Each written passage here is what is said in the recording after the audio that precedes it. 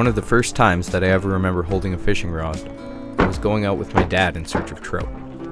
I got a horrible sunburn and it wasn't the best time, but over the years I grew to love it.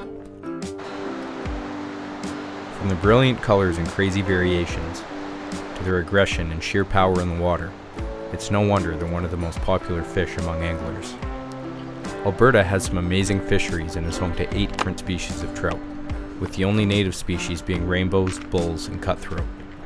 Today, my girlfriend Kenzie, my good buddy Griffin and I are heading out in search of some brook trout.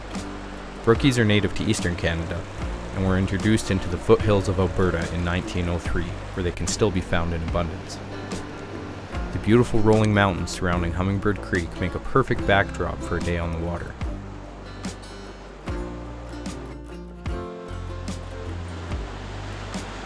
Yep, fish on.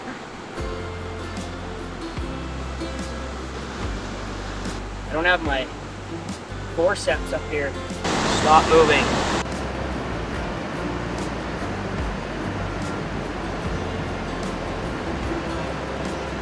I just came sprinting up here because I heard Griffin yelling he had caught a fish. The time I had gotten here, he had already landed it. I guess it flipped off the rock. Hopefully we can put another one up and we'll get back to you when we do.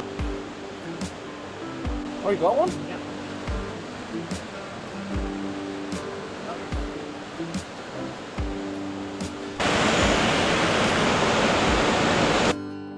Although we weren't allowed to keep any fish today, the trip was still worth it. It was awesome to spend some quality time and enjoy the beautiful October weather. Soon, the ground will be covered in snow and all of our fishing will have to be through the ice. Before the drive home, we decided to have a fire. Griffin brought along his flint and steel. He decided to start it the old-fashioned way.